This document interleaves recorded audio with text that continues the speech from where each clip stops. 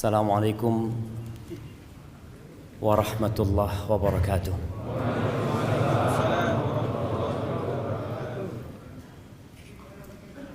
Alhamdulillah alladzi bi ni'matihi tatimmus shalihat. Segala puji bagi Allah Jalla Jalaluh yang karena nikmatnya kebaikan-kebaikan menjadi sempurna. Yang karena rahmatnya niat-niat baik hamba dapat terlaksana. Allah yang berbuat baik kepada kita. Allah yang menggerakkan hati kita, menguatkan tubuh kita sehingga kita dapat melangkah ke tempat ini. Ada banyak orang yang mungkin lebih sehat dari kita, lebih mampu daripada kita, banyak waktu luang dia, bahkan dia nggak punya kerjaan hari ini, santai hidupnya, tapi ternyata dia nggak bisa melangkahkan kakinya ke tempat ini. Maka hendaklah kita memuja dan memuji Allah Jalla Jalaluhu atas nikmat yang Dia berikan. Oleh karena itu penghuni surga, tatkala mereka masuk surga, mereka tidak membanggakan perjuangan mereka, tapi mereka mengatakan alhamdulillahilladzi hadana lihada wa ma kunna linahtadiya laula an hadanallah. Segala puji bagi Allah Jalla Jalaluhu yang telah memberikan hidayah kepada kami, yang kalau bukan karena hidayah Allah nggak mungkin kita bisa merasakan kenikmatan ini. Dan Allah Jalla Jalaluhu berfirman, walaula fadlullahi alaikum wa rahmatuhu ma zaka minkum min ahadin abada. Andai kata bukan karena karunia Allah dan rahmatnya kepada kalian, tidak ada satupun manusia di antara kalian yang bersih. Ada. Allah menyampaikan ini agar kita dapat menjaga hati kita dan senantiasa memuji Allah Jalla Jalaluhu. Dan kita bisa bayangkan bagaimana perjuangan Nabi kita Muhammad alaihi salatu wassalam.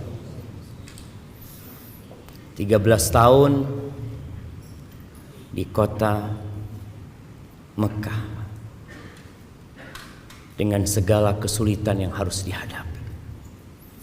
10 tahun di kota Madinah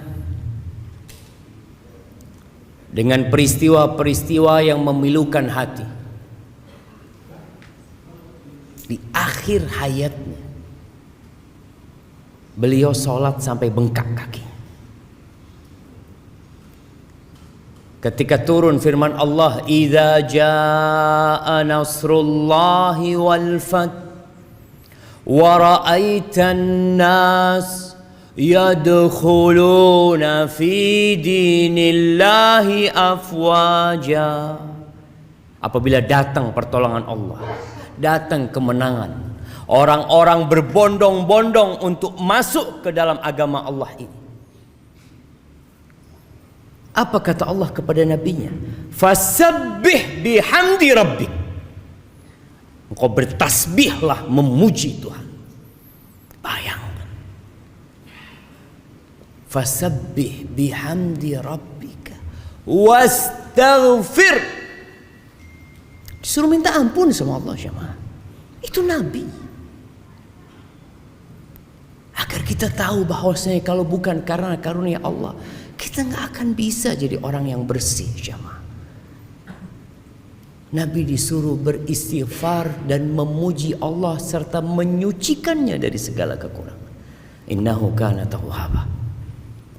Maka semoga Allah membantu kita untuk senantiasa bersyukur kepada Allah, memuja dan memujinya. Allahumma salli wa sallim wazid wa barik wa an'im ala abdika wa rasulika sayyidina wa maulana Muhammad wa ala alihi wa ashabihi ajma'in. Ya Allah, semoga salawat, salam, berkah dan nikmat senantiasa Engkau curahkan untuk hamba kekasih-Mu, untuk baginda Nabi kita Muhammad alaihi salatu wassalam. wassalam, untuk keluarga beliau, untuk istri-istri beliau, untuk putra-putri beliau, dan untuk seluruh sahabat Nabi. Semoga Allah meridai kita bersama mereka. Amma ba'd, ahibati fillah, ada juga berita-berita yang menyedihkan. Anak-anak bermain-main di sungai, tahu-tahu dia nggak pernah keluar lagi dari sungai itu. Ada yang naik motor dan tidak pernah balik ke rumahnya. Dan ada orang-orang yang sampai hari ini jasadnya pun tidak ditemukan. Gak tahu ada di mana. Tapi yang jelas ada kehidupan setelah kehidupan ini. Itulah yang akan kita bicarakan, tentang perjalanan setelah kita mati. Kita kemana, jemaah? Yang kita dapat lihat dengan kasat mata, orang itu meninggalkan rumahnya.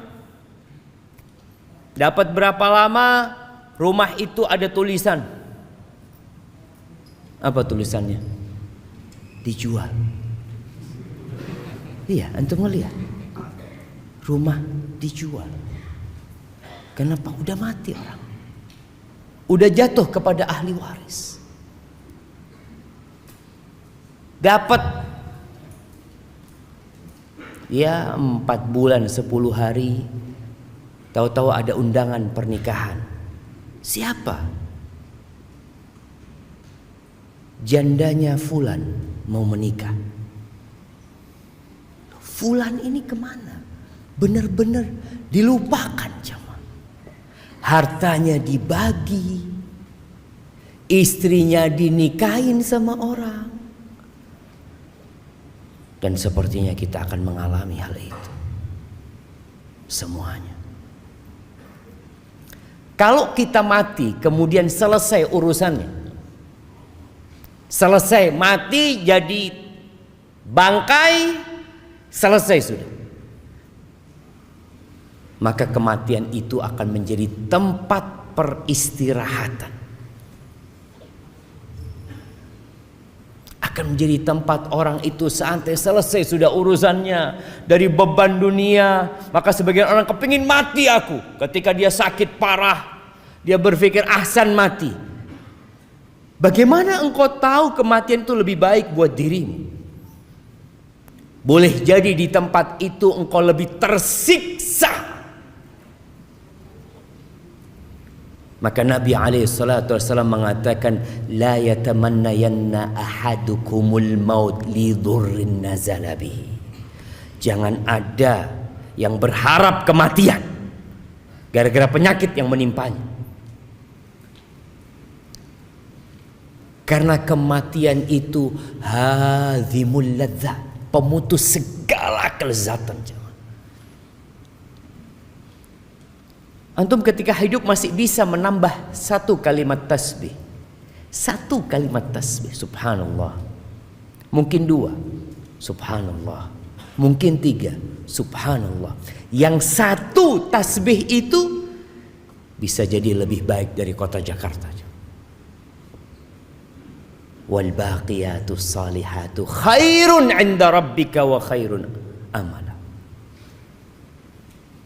Itu lebih baik. Walau anna idza mitna turikna lakana al-mautu rahata kulli hayy. Ada seorang yang berpesan dalam bait-bait syairnya mengatakan, andai kata kalau kita mati itu kita dibiarin selesai udah, nggak diapa-apain, maka niscaya kematian itu adalah tempat istirahat buat setiap orang hidup. Walakinna idza mitna bu'itsna. Jadi masalah kita kalau mati, kita akan dibangkitkan kembali dan kita akan ditanyai tentang segala sesuatu. Segala sesuatu, jemaah. Kita kadang-kadang dengar berita seorang public figure yang bunuh diri gara-gara dibully. Bunuh diri. Karena dia udah gak tahan menghadapi warganet dan netizen. Dia bunuh diri. Dia pikir dengan mati selesai. Beban hidupnya selesai. Kegalauan hidupnya, kepedihan jiwanya selesai. Kata siapa jemaah? Makanya nanti pada saat dibagikan rapot, orang yang mendapatkan kitab dengan tangan kirinya, dari arah kirinya, apa kata dia? Ya laitani lam uta kitabiyah walam adri ma hisabiyah ya laitaha kanatil qadiyah. Dia berpikir, andai kata aku gak dapat kitabku, gak tahu dengan catatanku, andai kata kematian itu menyelesaikan segalanya. Selesai, istirahat ya. Antum punya utang, datang debt collector, ambil tali, seret, selesai sudah. Orang berpikir seperti itu. Dan sampai hari ini kita masih mendapati orang-orang yang bunuh diri. Karena dia berpikir dengan bunuh diri selesai. Iya, memang selesai segala kenikmatan dia. Putus semua kelezatan dia, putus. Tinggal bencana dan azab yang menanti dia. Ahibati fillah, kita gak akan bisa lari dari kematian. Makanya antum gak usah tanya kapan antum mati, tapi bagaimana tatkala kita mati nantinya. Karena itu yang menentukan perjalanan kita selanjutnya. Allah Azza wa Jalla mengatakan di surat Al-Jumu'ah ayat 8, Qul innal mauta alladhi tafirruna minhu fa innahu mulaqikum. Katakan, sesungguhnya kematian yang kalian lari darinya, pasti dia akan menjumpai kalian. Jadi orang itu bukan dikejar sama malakul maut, tapi ditunggu jemaah. Orang ini lari ya ke tempat itu, takut dari kematian. Di situ ada malakul maut yang nunggu antum. Pasti. Thumma turadduna ila alimil ghaibi wasyahadah.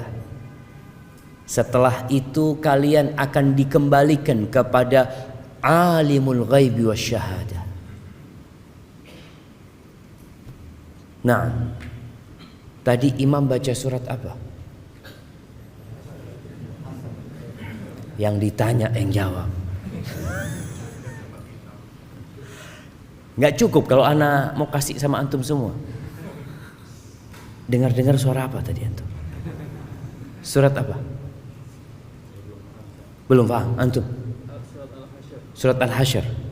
Pertama, pertengahan, terakhir. Terakhir, Masya Allah. Ana kasih hadiah buat antum. Masya Allah. 2 hadiahnya langsung jamaah. Barakallahu fikum. Fadal Habib. Betul, ini buat hadiah. Kok dilihat sama antum? Soalnya panitia yang lihat kok besar banget hadiah. Nah, antum perlu baca tuh akhir surat Al-Hasyr. Antum perlu baca Al-Quran semuanya. Tapi ada ayat-ayat yang mengenalkan kita tentang Tuhan kita, yang kita gak pernah berhenti memanggil namanya, agar panggilan kita itu berbobot ketika antum mengatakan ya Allah. Siapa Allah? Antum kenal sama Allah. Masya Allah. Ada apaan?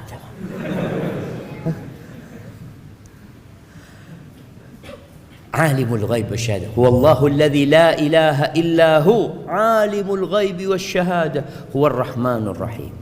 Allah itu tahu dengan yang gaib dan tahu dengan yang nyata. Masya Allah. Jazakallah khair. Malam hari ini kita tampak di tempat ini sebagai orang-orang baik, tapi Allah tahu siapa kita yang sebenarnya. Kita bakal mendapatkan balasan dari setiap yang kita kerjakan. Kata Allah, fayunabbi'ukum bima kuntum ta'malun. Kelak Allah akan memberitahu kalian dengan apa yang kalian kerjakan. Ahibati fillah, bagaimana perjalanan setelah kematian? Kita tahu dengan yang namanya sakaratul maut. Wa ja'at sakratul mauti bil haqq. Kematian itu ada sekaratnya. Sakitnya perpisahan ruh dengan jasad itu akan dirasakan oleh semua orang. Kalau orang diamputasi tangannya, dia akan merasakan sakit, makanya dibius dia kadangkala. Itu hanya perpisahan antara tangan dengan lengan.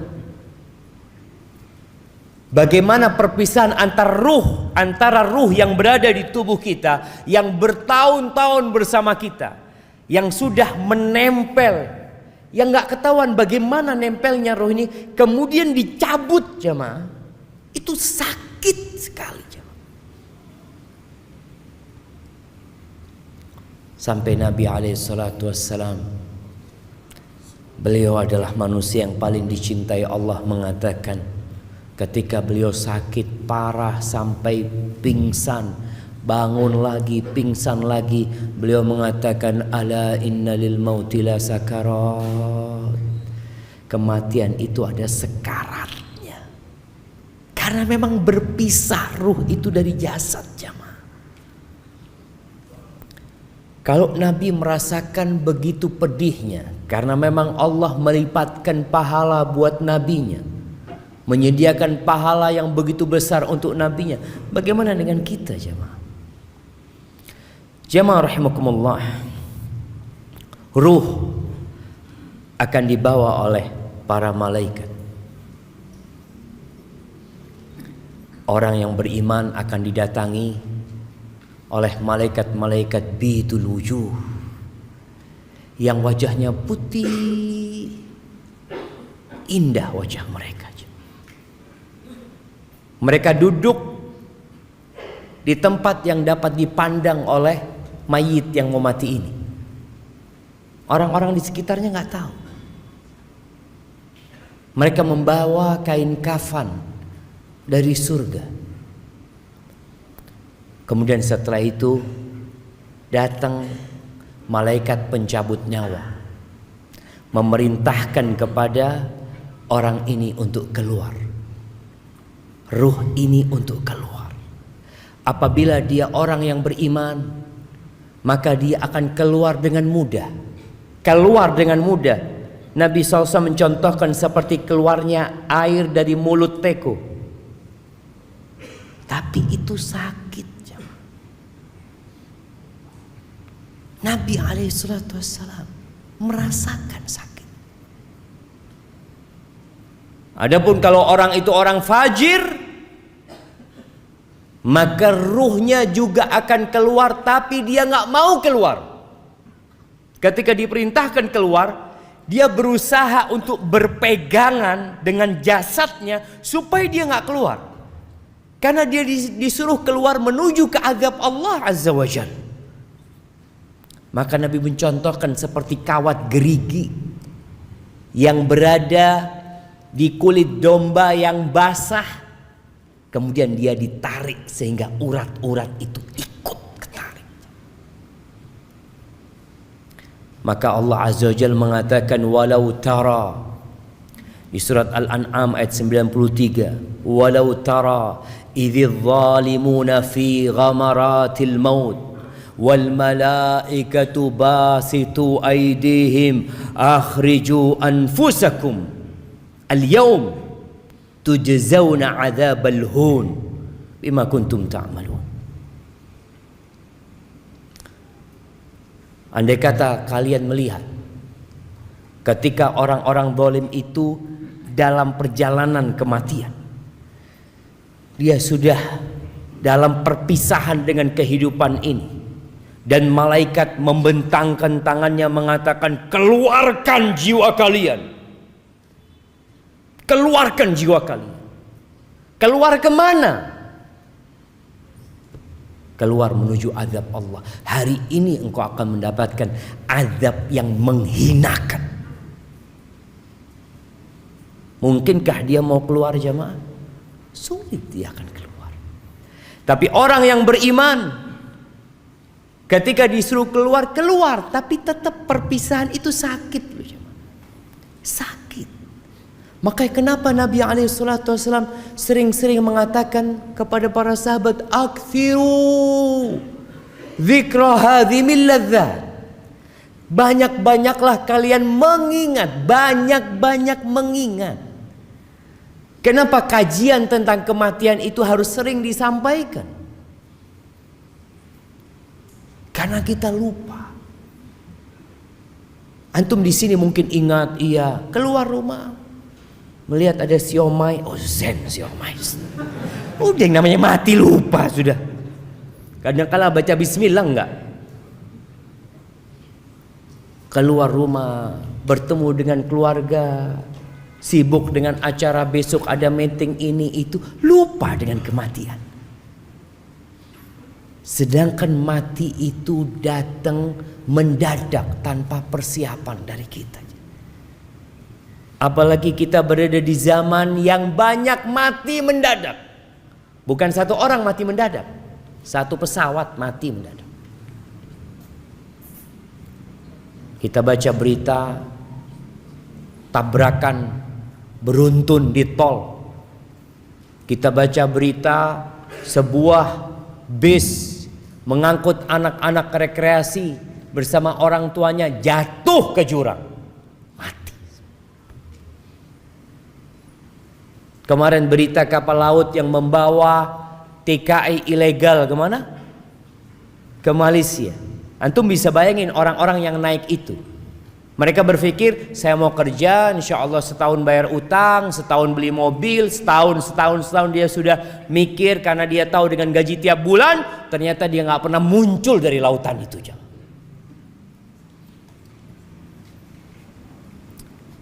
Ya, kita sering lupa. Makanya perlu diingatkan selalu. Ahibati fillah, ketika ruh ini keluar dari jasadnya, kalau dia orang yang soleh tadi, malaikat-malaikat dari langit membawa kafan dari surga yang wangi, dibungkus itu jamaah. Kemudian dibawa ke langit. Ini perjalanan ruh. Yang di rumah menangis, yang di rumah sedang sibuk memikirkan pemakaman jenazah. Ada yang berkata, gimana nih, kapan mau dimakamkan? Besok habis zuhur, apa jam 9, apa habis asar? Oh, ada anaknya yang ditunggu dari Padang, besok pagi akan terbang. Nih keluarga nggak mikirin ruhnya kemana nih. Yang dipikirkan sama keluarga apanya? Jasadnya. Jasad ini akan kembali ke tanah. Kemudian malaikat membawa ruh itu menuju ke langit. Ini buat orang yang soleh. Hatta yantahu biha ila sama'id dunya, ke langit yang terendah. Fayastaftihuna lahu, kemudian mereka minta dibukakan izin untuk masuk. Fayuftah lahu, dibukakan. Fayushayyi'uhu min kulli sama'in muqarribuha, malaikat itu mengangkat ruh itu naik ke langit yang selanjutnya. Jadi dari setiap langit itu, malaikat-malaikat yang dekat itu mengantarkannya terus sampai ke langit yang ketujuh. Mereka mengatakan, ini siapa ini gitu loh, kok wangi orangnya. Disebutkan dengan namanya yang paling indah yang disebutkan di bumi. Ada orang-orang yang amalannya tiap hari diangkat jamaah. Diangkat terus amalan ini ke atas sana. Tapi ada orang yang gak pernah diangkat amalan kebajikannya, dosa yang terus diangkat. Ketika sampai ke langit ketujuh, fayaqulullah azza wa jal, Allah berfirman, uktubu kitab abdi fi illiyin, catatan hambaku ini dalam illiyin. dalam catatan yang milik orang-orang soleh di tempat yang tinggi dan indah. Wa aiduhu ilal ard, kembalikan dia ke bumi.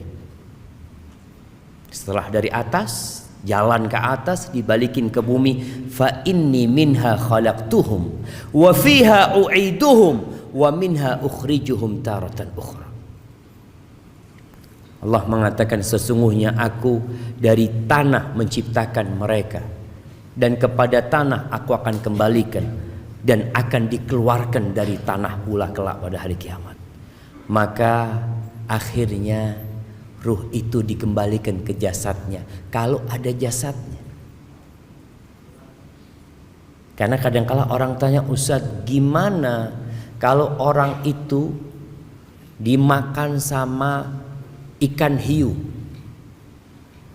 Yang makan ikan hiunya 17, belum lagi nanti ikan yang kecil-kecil makan. Allah ala kulli syai'in qadir.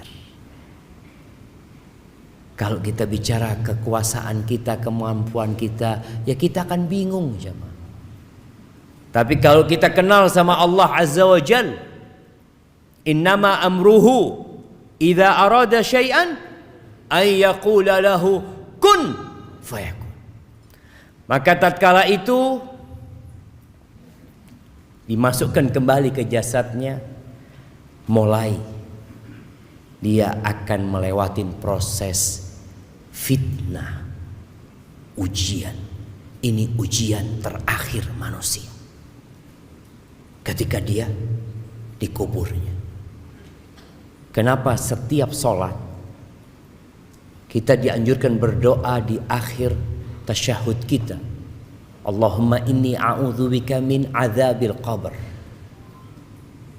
wa min adzabi jahannam wa min fitnatil mahya wal mamat.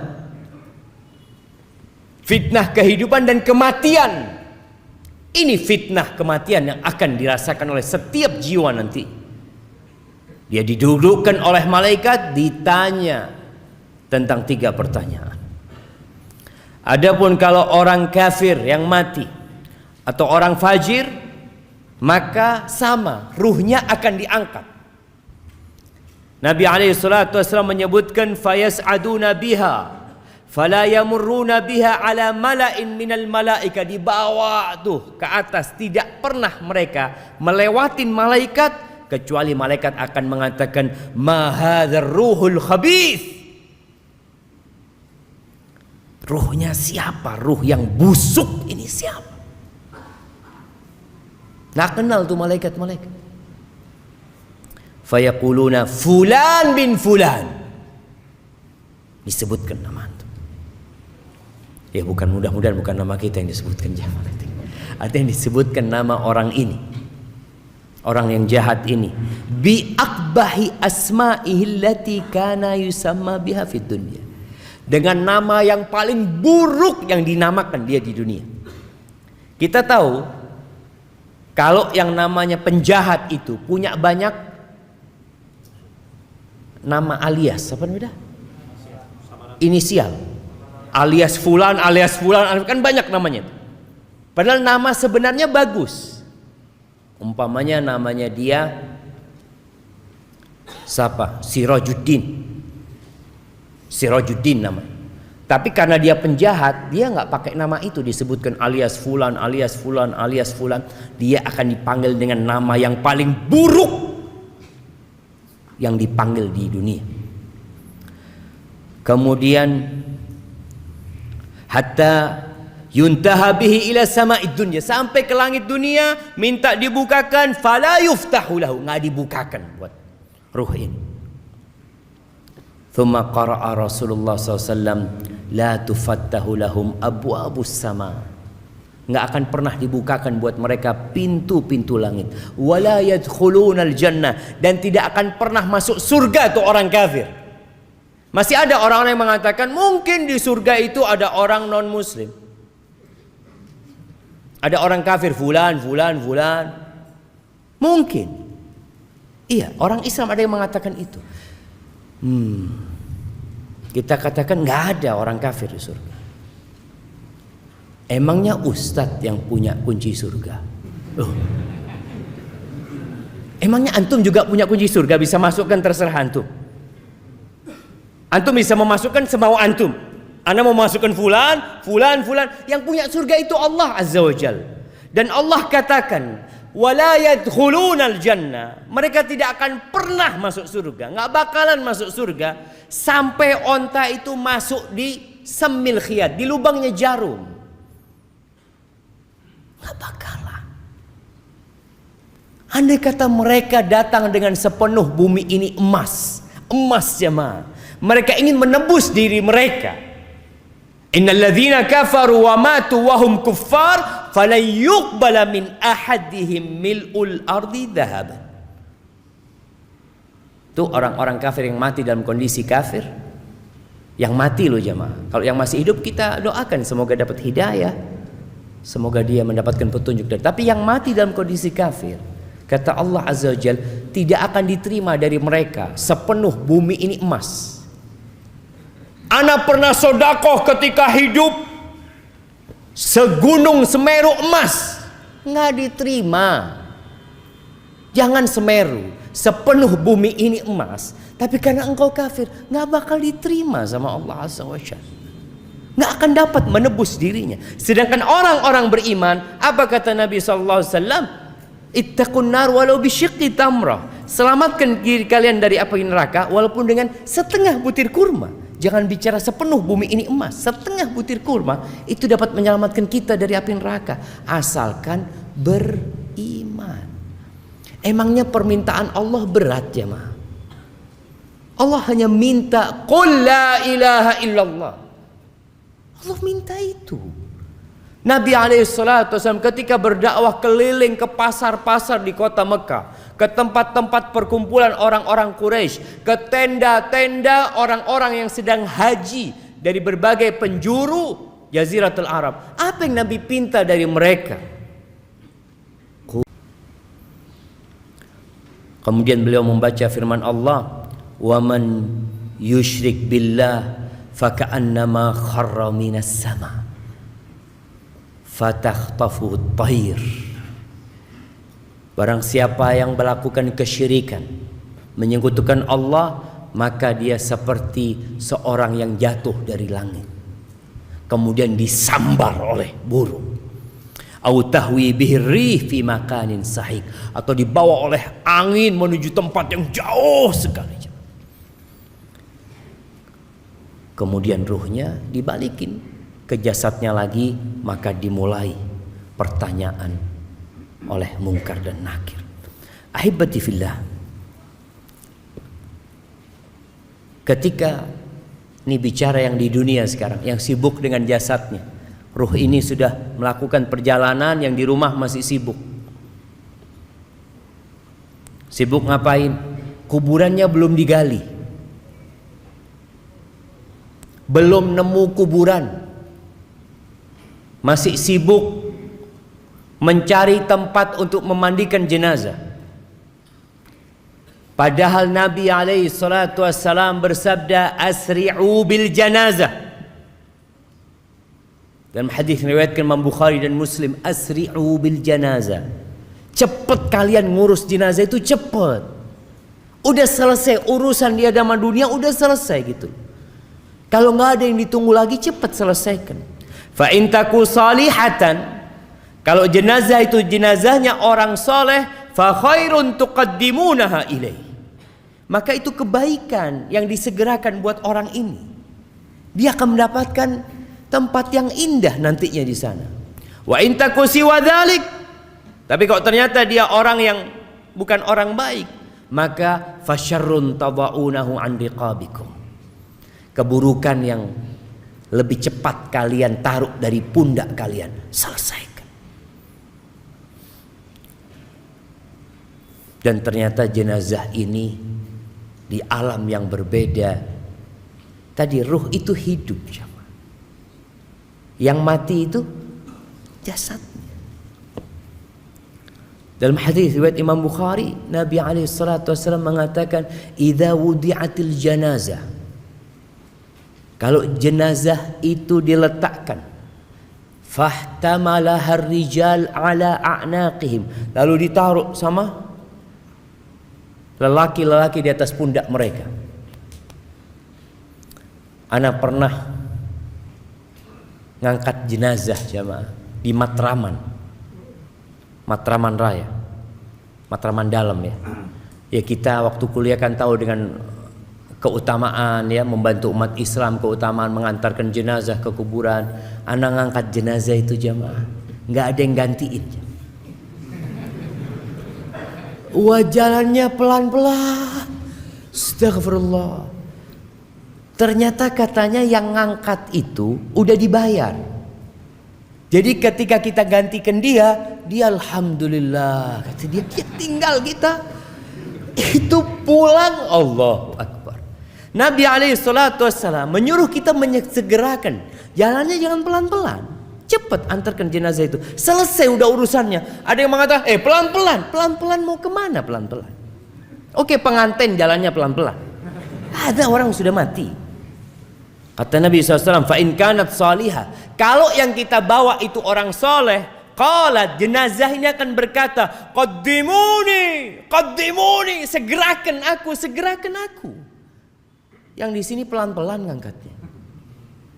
Wa in kanat ghaira salihah, kalau ternyata jenazah itu bukan orang soleh, pantas antum pelan-pelan bawanya.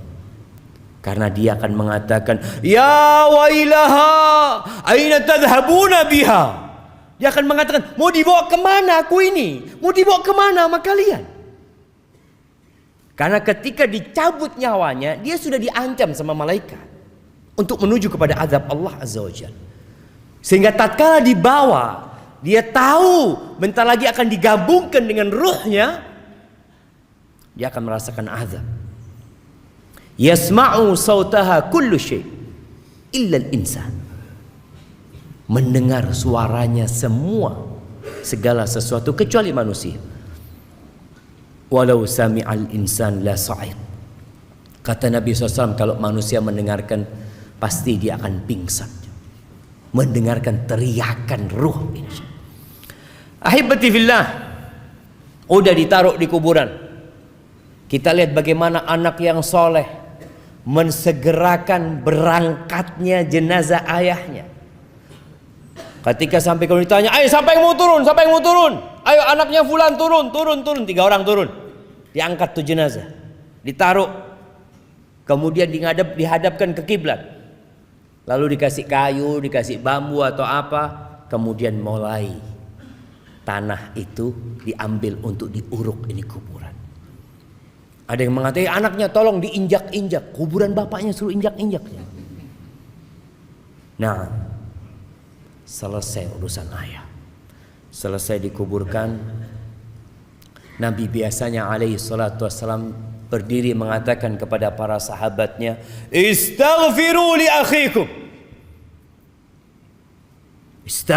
akhikum wasalullaha lahu at-tathbit fa innahu al-an yus'al. Mohonkan kepada Allah ampunan dan mohonkan kepada Allah supaya dikasih keteguhan dia sedang ditanya. Ahibati fillah, keluarganya akan pulang. Anaknya nangis berapa lama? Setengah jam. Bentar. Anak beberapa kali ngantarkan jenazah, tahu-tahu anaknya udah pulang duluan. Kenapa? Udah capek Ustaz, dari tadi malam gak tidur. Antum gak mikir ayahmu lagi ngapain di sana? Aduh, kan urusan ayah sendiri Ustaz. Wallahi sahih jamaah. Orang-orang akan meninggalkan kita. Kata Nabi SAW, ketika dia masuk di dalam kubur ini, ditinggal sama keluarganya. Di hadis Bara' bin Azib tadi, lanjutan hadis Bara' bin Azib yang diriwayatkan Imam Tirmidzi, fayatihi malakan, akan datang kepada orang ini 2 malaikat, syadidal intihar, yang keras galak malaikat ini. Dalam riwayat lain dikatakan azraqani aswadan. Rupa malaikat ini blue black. Tahu blue black? Apa bahasa Indonesianya? Biru hitam. Ada orang hitam sampai biru jemaah. Antum ini hitam apa biru gitu ya.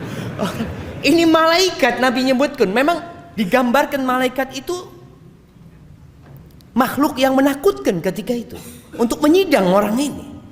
Maka dikatakan fitnah jemaah. Fitnah. Kenapa kita terus berdoa memohon kepada Allah, ya muqallibal qulub tsabbit qalbi ala dinik. Kenapa Nabi di atas kuburan tadi menyebutkan wasallallahu lahu tatsbit, mohonkan kepada Allah keteguhan, karena berat sekali fitnah di sana. Wa yujlisani, disuruh duduk orang ini.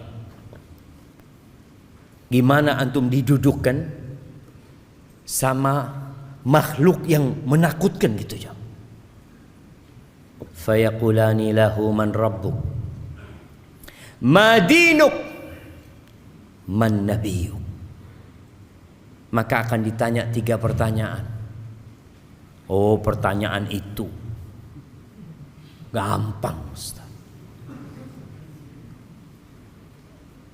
Ahibati fillah, antum pernah melihat orang yang dibawa sama polisi dari rumahnya, kemudian ditutupi kepalanya, kemudian dinaikkan ke mobil, ditaruh di tempat yang gelap kulita, kemudian mulai diinterogasi orang ini.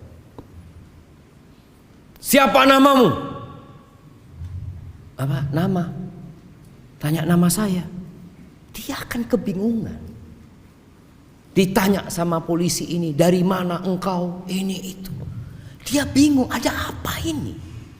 Dia mau jawab, kadang-kadang lupa dengan jawaban-jawaban yang sebenarnya dia tahu jemaah. Masya Allah. Kita azan dulu. Nah, kita lanjut. Nah jemaah, kita lanjutkan dulu. Karena kalau kita mau sholat sekarang, kayaknya ada banyak yang harus terusir dari dalam sini. Nanti waktu sholat yang sebagian mungkin harus keluar ya. Yang tadi sholat di dalam tetap di dalam. Yang tadi sholat di luar keluar. Masa Ustaz? Astagfirullah. Baik ahibati fillah, 3 pertanyaan tadi tidak dijawab dengan hafalan. Kalau bicara hafalan, senok hogron hafal Quran. Ada orang-orang munafikun hafal Quran, tapi menjawab pertanyaan itu dengan keyakinan. Makanya kalau orang itu adalah orang yang beriman, bukan orang yang pura-pura beriman, bukan yang imannya karena ikut-ikutan, tapi imannya khalisan lillah, maka dia akan menjawab mengatakan Rabbi Allah wa dinil Islam wa Nabi Muhammad sallallahu alaihi wasallam. Kemudian akan ada yang menyeru dari langit mengatakan an sadaqa abdi, benar. Benar. Tapi kalau dia orang munafik, fajir, ketika ditanya man rabbuk, ma dinuk, man nabiyuk, dia mengatakan sami'tun nas yaqulun faqultu. Jawaban dia, bisa dia jawab Tuhannya Allah, bisa dia jawab Nabinya Muhammad SAW, bisa dia jawab Islam agamaku. Tapi apa kata dia? Aku mendengar orang mengatakan itu, aku pun mengatakan seperti itu. Orang mengatakan Nabinya Muhammad, ya aku katakan Muhammad. Tanya agamanya apa? Oh Islam. Islam, KTP-nya Islam dia. Tapi ternyata dia bukan orang yang benar-benar beriman, hanya pura-pura beriman. maka akan ada yang menyeru dalil mengatakan an kadzaba abdi, bohong dia selama ini. Ahibati fillah, Ibnu Hibban dan Imam Tabrani meriwayatkan dari Abu Hurairah radhiyallahu anhu dari Nabi alaihi salatu wassalam, beliau mengatakan walladzi nafsi biyadi, walladzi nafsi biyadih, demi yang jiwaku berada di tangannya, yakni demi Allah azza wa jalla, yang jiwa kita semua ada di tangan Allah. Innal mayyita la yasma'u khafqa ni'alikum hina tuwalluna anhu mudbirin. Sesungguhnya mayit itu mendengarkan suara sandal kalian ketika kalian pergi meninggalkannya. Kita lihat yang rame, tahu-tahu sepi, senyap. Fa in kana mu'minan, kalau dia orang yang beriman, kanatis shalah 'inda ra'sihi, maka salat akan berjaga di kepalanya. Dalam riwayat lain dikatakan bacaan Quran, karena orang salat biasanya baca Quran, akan ada di arah kepalanya. Jagain orang ini. Waz zakatu an yaminihi was shaum an yasarihi. Zakat di kanannya, puasa di kirinya. Salatnya benar orang ini, puasanya benar, zakatnya benar. Wa kullu fi'lil khairat minas sadaqah wassila wal ma'ruf wassila wal ma'ruf wal ihsan ila nas 'inda rijlih. Semua amal kebajikan lainnya yang seperti sedekah sunnah, silaturahim, berbuat amar ma'ruf nahi mungkar, berbuat baik kepada orang, itu akan berjaga-jaga di kakinya. Hari itu semua yang kita kerjakan jamaah akan kita rasakan. Hari ini enggak. Antum datang ke tempat ini capek, lelah, nggak dapat apa-apa loh. Pulang dapat apa antum? Ada pembagian fulus di luar sana? Nggak ada. Yang ada sandal hilang, Ustaz. Terjadi tuh kadang-kala sesuatu, aduh, anak udah niat kajian ikhlas lillahi ta'ala, itu kita datang melaksanakan ibadah. Antum sholat malam 1 jam, antum sholat pagi hari, apa gaji antum bertambah? Enggak. Yang ada ngantuk kadang-kala kita. Ini gara-gara sholat malam ini. Sholat malam disalahkan. Kita ibadah benar jemaah. Makanya orang kadang-kala heran lihat orang Islam berpuasa. Sampai ada cerita kawan di Jepang, dia nggak boleh puasa sama perusahaan tempat dia kerja. Jangan, kata dia, kok nanti sakit. Kata dia, enggak, ini perintah Tuhanku. Apa kata bosnya? Ini aku kasih makanan, Tuhanmu nggak tahu lah, kau makan. Ini orang memang nggak beriman. Kita puasa di dalam kamar, tidak ada satupun yang melihat kita. Kita nggak makan, kita nggak minum, karena kita beriman gitu loh. Maka disinilah bagaimana zakat di kanan, puasa di kiri, jagain orang ini. Keluarganya udah pulang, harta yang dia kumpulkan juga sudah dibagi mungkin. Tapi hanya amalan yang kata Nabi SAW akan menemani di kuburan. Dan Nabi sebutkan secara spesifik amalan ini ada di mana. Menjagain orang ini. Fayu'ta min qibali ra'sih. Didatangin dari arah kepalanya, mau diadab orang ini, mau disiksa. Apa kata salat? Ma qibali madkhal. Nggak bisa, dari arahku nggak ada cara masuk dari arahku.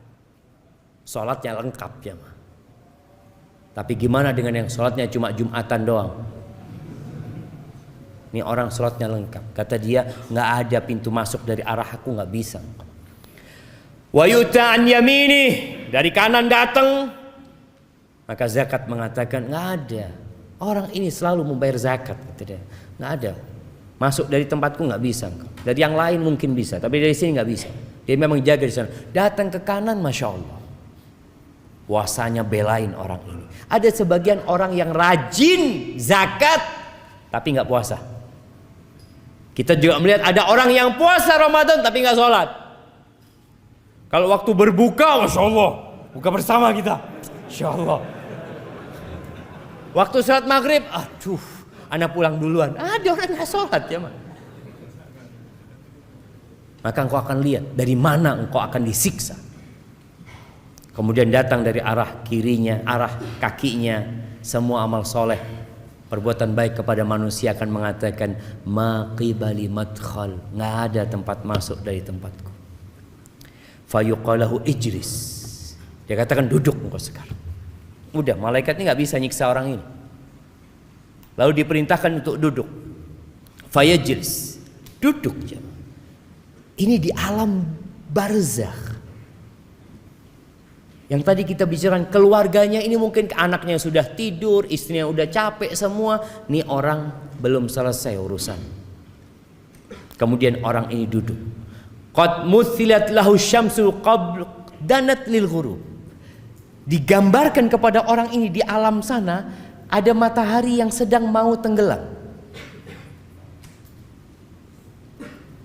Apa kata Nabi SAW? Orang ini tanya lagi, akhbirna amma nas'aluk. Kita mau tanya sama engkau, kau jawab pertanyaan kami. Apa kata orang ini? Da'ni hatta usalli. Tunggu dulu, aku mau sholat dulu, kata dia. Karena dia orang yang rajin sholat. Ketika lihat matahari mau tenggelam, dia tahu belum sholat, dia kata dia. Biarkan aku mau sholat dulu, mau sholat asar mungkin dia. Pikiran dia, ini orang kalau sudah cinta dengan sholat, dia tidak akan pernah berpikir meninggalkan sholat. Fayuqal innaka sataf'al. Engkau akan sholat bentar lagi, kata malaikat ini. Tapi jawab dulu pertanyaan kami. Lalu orang ini mengatakan, wa amma tas'alunani.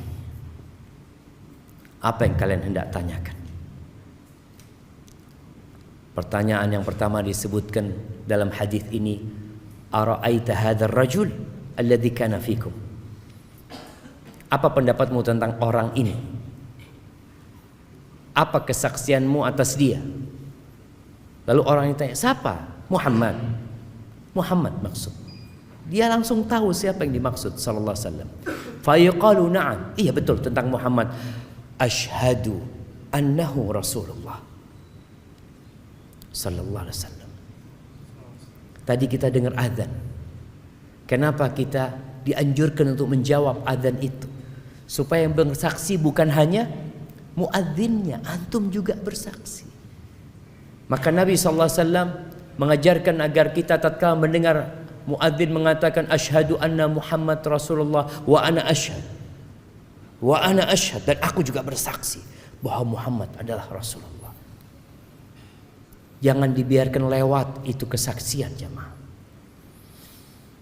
Wa annahu ja'ana bil bayyinat min indillah. Dia datang membawa kebenaran dari sisi Allah. Fasaddaqna. Maka kami percaya dengan dia, yakin sama dia. Fayuqalu lahu ala dzalika hayy. Di atas itu engkau hidup. Dan di atas itu engkau mati. Wa alaihi tub'atsu insyaallah. Dan engkau akan dibangkitkan di atas kalimat itu juga. Kesaksian itu. Adapun kalau orang-orang munafik tadi kita sudah sebutkan bagaimana dia menjawab. Malaikat akan mengatakan kepada la darait wala talaut. Engkau enggak tahu, engkau enggak belajar, engkau enggak baca, hidup hanya ikut-ikutan saja. Maka akan ada yang menyeru dari langit mengatakan hambaku ini telah berdusta. Ahibati fillah. Selesai pertanyaan,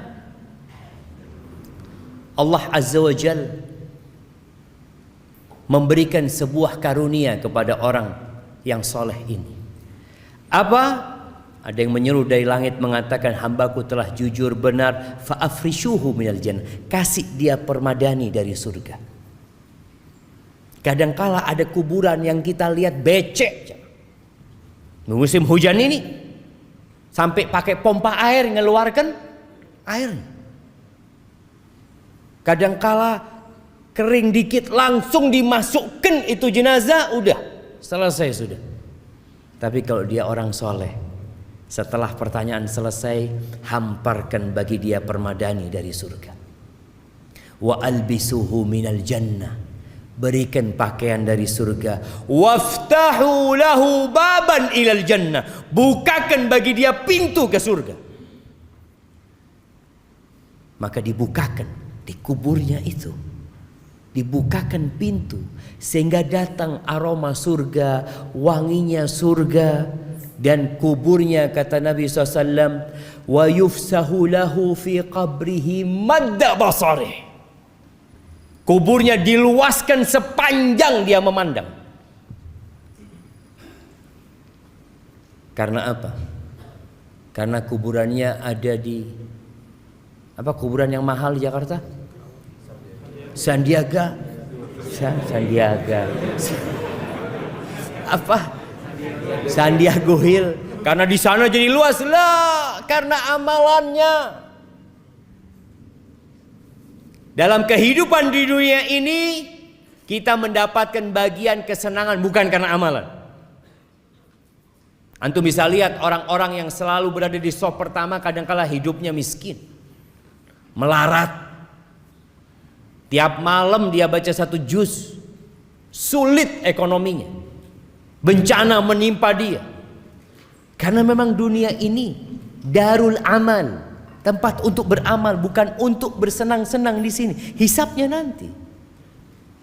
Maka ini orang ketika sudah dikuburnya, walaupun menurut orang becek, kena air hujan ini dan itu, tapi karena amalan dia sejatinya telah dibentangkan kuburannya, dihamparkan permadani surga, dibukakan pintu surga.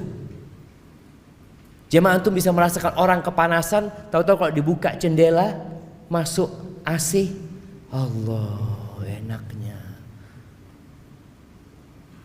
Dan dia akan merasakan aroma dan udara surga itu mulai di kuburan sana. Bagaimana Rasul sallallahu alaihi wasallam pernah mengatakan, innal qabra awwalu manzilatin min manazilil akhirah. Kuburan itu tempat persinggahan pertama ke akhirat. Terminalnya itu di kuburan tuh.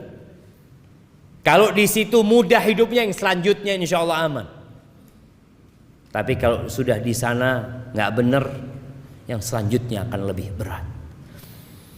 Kemudian ya namanya orang kalau sendirian, walaupun tempatnya luas nyaman, tetap kesepian. Antum bisa rasakan. Antum dikasih rumah luasnya 500 meter persegi, kamarnya ada 17. Antum sendirian jemaah. Kira-kira gimana perasaan antum di sana? Kayaknya ahsan ana di gubuk reot tapi sama sohib-sohib, ada kawannya. Maka Allah memberikan kawan kepada orang ini. Wa yatihi rajulun hasanul wajhi, datang kepadanya seorang dengan wajah yang indah. Hasanul thiyab, pakaiannya bagus. Thayyibur ri, aromanya wangi. Lalu tiba-tiba orang ini mengatakan, absyir billadzi yusurru, bergembiralah engkau dengan yang menyenangkan hatimu. Hadza yaumuka alladzi kunta tu'adu, ini hari yang engkau dikasih janji. Kita semua dikasih janji sama Allah, Allah akan kasih balasan sama kita. Allah tidak pernah ingkar janji. Dan itu hari pertama Allah menepati janjinya, akan adanya pahala yang sudah Allah jelaskan. Allah menepati janji di dunia dan menepati janji di akhirat. Tapi ini dalam kehidupan akhirat. Ini hari yang engkau telah dijanjikan. Akan adanya hari kebangkitan nantinya, dimulai dari sini.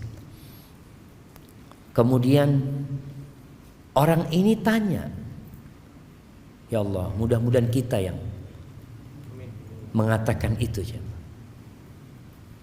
Man anta, kamu siapa ya? Gak kenal orangnya. Fawajhukal wajhul ladzi yaji'u bil khair, wajahmu wajah orang yang membawa kebaikan, kata dia.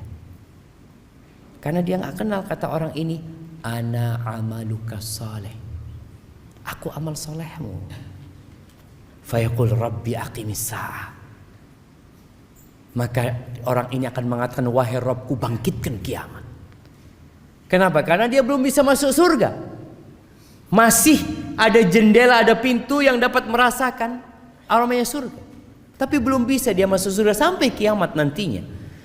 Kemudian dia mengatakan, ya Allah bangkitkan kiamat agar aku bisa kembali ke keluargaku dan hartaku. Maka dikatakan uskut, belum waktunya, sudah engkau di sini dulu.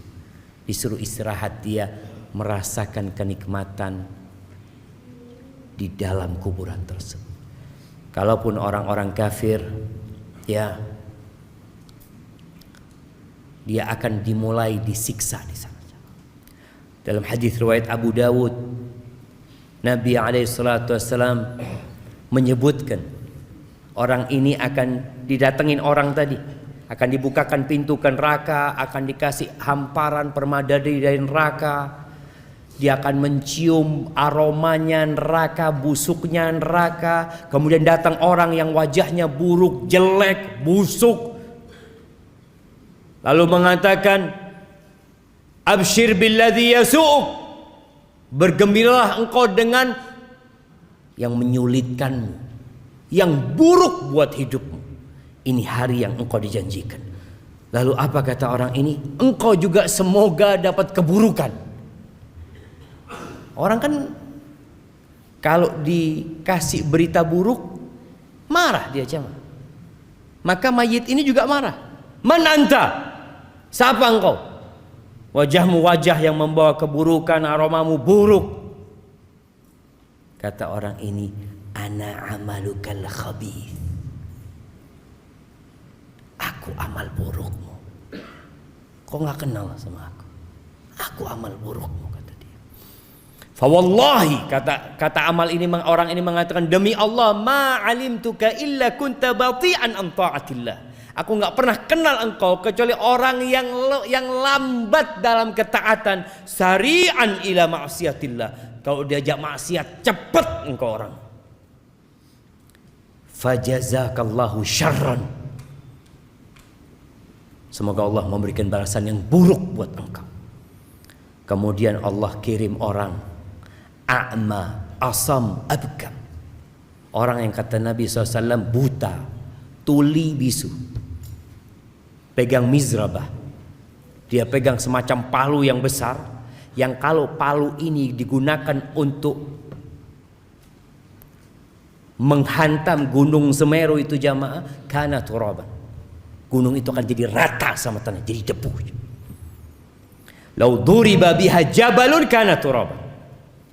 Fayadribuhu, maka orang ini dipukul dengan palu itu sampai menjadi debu. Kemudian dikembalikan, kemudian dipukul, dia berteriak-teriak, dia menjerit,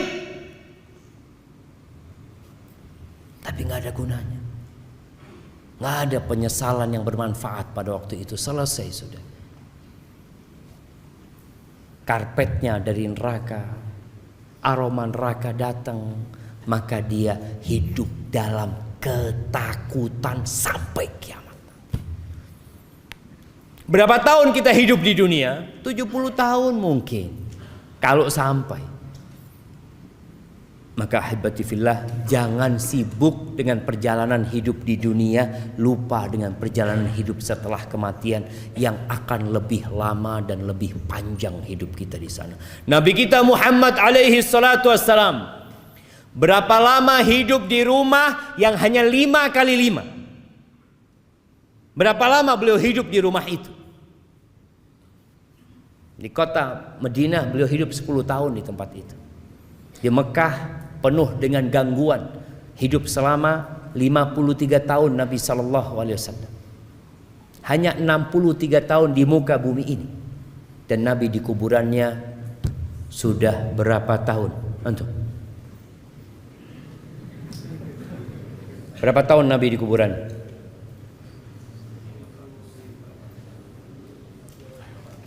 Seribu 340. 1435. 1438. Kapan Nabi mati? Ngitungnya itu dari tanggal Nabi meninggal dunia. Nah, 1380, ya, hampir benar. Belum benar. 1433. Sekarang tahun berapa? Tahun berapa? Sekarang 1443.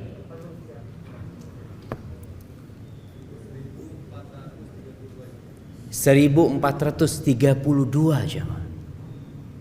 Nabi meninggal tahun 11 Hijriah. 1443 dikurangin 11 berapa? 32. Bener, nggak nyontek kan tuh? Kasihkan ke belakang. Oh, Masya Allah. Barakallahu fikum.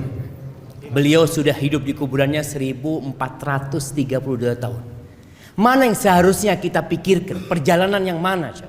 Ketika antum tahu mau melakukan perjalanan 2 hari, antum akan bawa bekal buat 2 hari itu. Kemudian dikatakan insya Allah 2 hari di sini, 2 tahun di sana.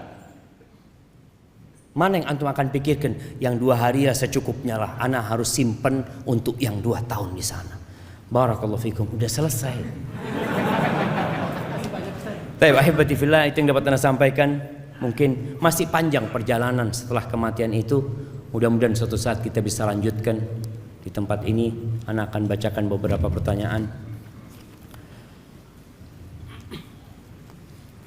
Bagaimana mentalkin yang benar dan sesuai syariat bagi orang yang sakaratul maut? Iya. Dia dibimbing untuk mengatakan la ilaha illallah. Qul la ilaha illallah. Katakan la ilaha illallah. Ketika dia sudah mengatakan, diam antum. Sampai dia berbicara ini dan itu baru diulangin lagi. Karena ada orang yang disuruh terus qul la ilaha illallah, la ilaha illallah, baca lagi la ilaha illallah, la ilaha, baca lagi. Dia mau mati dia itu nggak bisa. Capek-capek orang itu. Ketika dia mampu mengatakan la ilaha illallah, sudah dicukupkan. Kecuali dia ngomong yang lain. Bagaimana dengan orang yang sadar nggak sadar? Ya diingatkan. Ketika kelihatan dia sadar, Bapak baca la ilaha illallah ayah. Tapi kita kadang-kadang nggak tahu Ustaz, ayah ini sadar apa enggak Ustaz. Sudah kau bacakan itu, semoga dia sadar. Nanti berapa lama kita sampaikan lagi seperti itu agar dia mengatakan la ilaha illallah. Bagaimana cara agar kita berkumpul di surga bersama keluarga? Allah Azza wa Jalla mengatakan walladzina amanu wattaba'athum dzurriyyatuhum biimanin alhaqna bihim dzurriyyatahum wama alatnahum min amalihim min syai'. Orang-orang yang beriman diikuti dengan anak keturunan yang beriman, maka kita akan kumpulkan mereka nanti jamaah tanpa mengurangi amalan mereka. Kadang-kala kan bapaknya umpamanya ya belum terlalu soleh lah, sholatnya cuma 5 waktu ya, kadang-kala masih banyak berbuat dosa, tapi anaknya Masya Allah imam, anaknya ini orang yang banyak kebaikan. Di akhirat gimana? Mungkin gak kumpul sama bapaknya, mungkin Allah kumpulkan sama orang tuanya. Boleh jadi diangkat derajat orang tuanya bersama anaknya, diangkat yang lebih tinggi, atau mereka saling berkunjung di antara mereka. Maka berusaha untuk menanamkan keimanan di diri keluarga kita.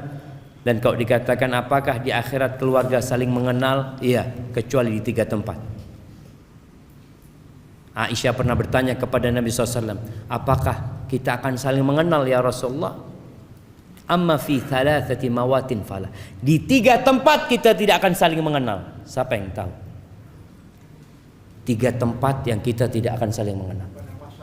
Iya, di padang mahsyar itu ada 3 lokasi yang kita tidak saling mengenal.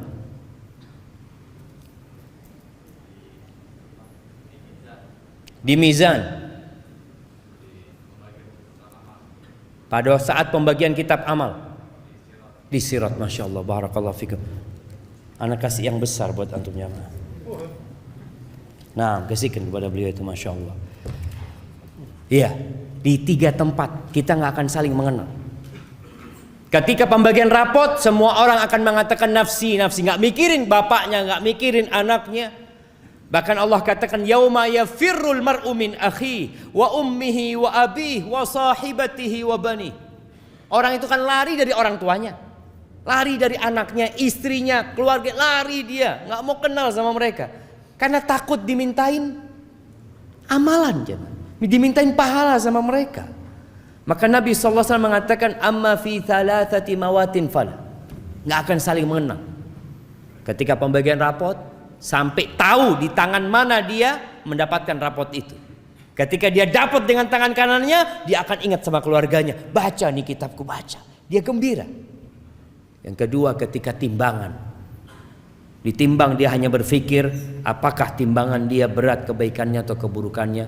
Dan yang ketiga sirat. Ketika melewatin sirat, doa para nabi pada waktu itu hanya salim salim, seperti itu. Barakallahu fikum.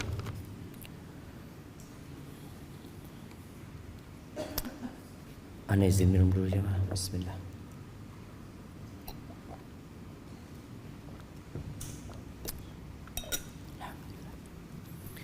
Saya seorang perempuan.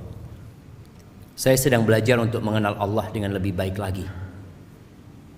Dan ini pertama kali saya datang ke kajian. Masya Allah, saya senang sekali dengan temanya. Ustadz, saya mau bertanya, di mana letak keadilan Allah? Dan setelah hari kiamat, apakah kita bisa kembali melihat atau bertemu orang tua kita yang sudah meninggal dunia? Ahibati fillah, kalau bicara keadilan Allah, Allah itu adil dalam urusan dosa. Yang berbuat satu dosa dibalas satu. Fajaza'u sayyi'atin sayyi'atun mithluha. Tapi kalau bicara bicara kebaikan, Allah itu fadl, memberikan kelebihan. Makanya baca satu huruf, Allah lipat gandakan 10 kebaikan. Antum sedekah 1 juta, Allah bisa catat 700 kali lipat. Tapi antum berbuat satu dosa, nggak mungkin ditulis 2. Nggak mungkin. Bahkan keadilan Allah, man hamma bihasanah, yang ingin berbuat kebaikan kemudian tidak bisa melakukannya. Umpamanya dia kepingin datang kajian, ya Allah aku mau datang kajian nanti sore ini, tahu-tahu hujan, dia nggak berangkat, ditulis kebaikan buat dia. Kalau dia hadir, maka Allah tulis 10 kali lipat.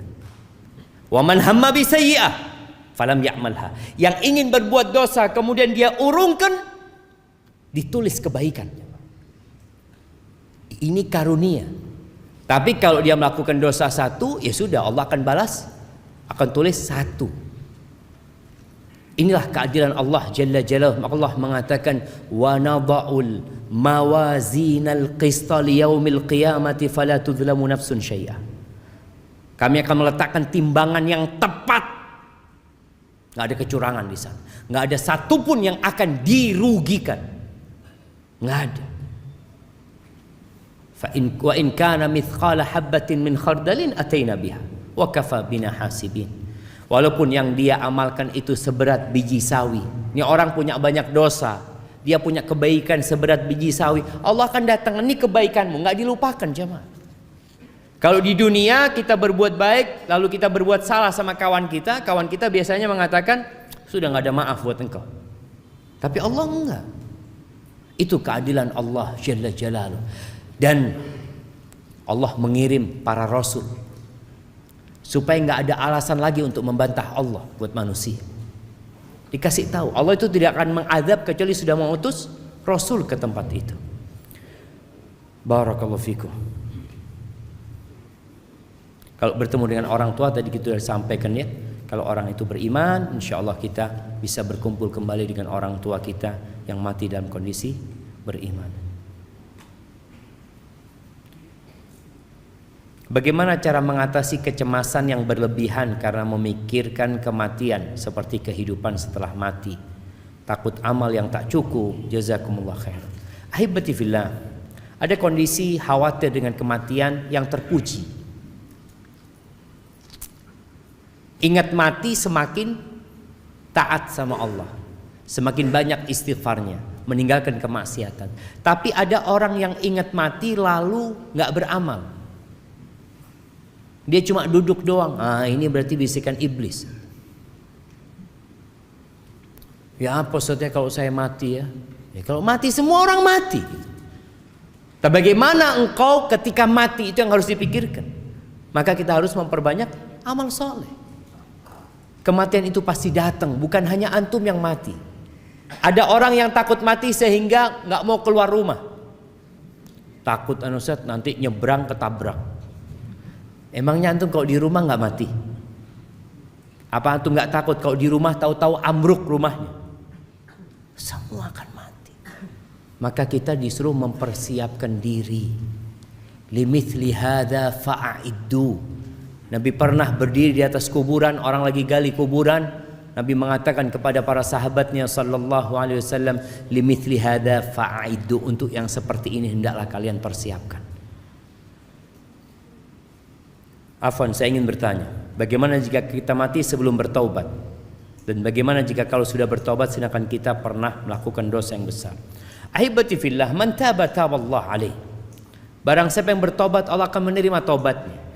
Tapi orang yang mati dalam kondisi belum bertobat, selama dia tidak melakukan kesyirikan, fa amruhu ilallah, tergantung kehendak Allah. Kalau Allah ampuni orang itu. Kalau Allah mau siksa, Allah siksa dengan dosanya.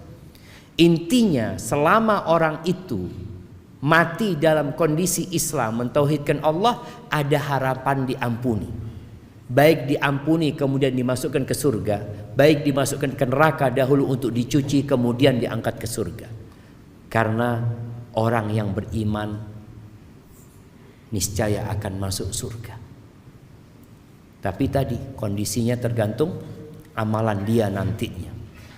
Dan orang masuk surga itu karena rahmat Allah Azza wa Jalla. Ahibati fillah,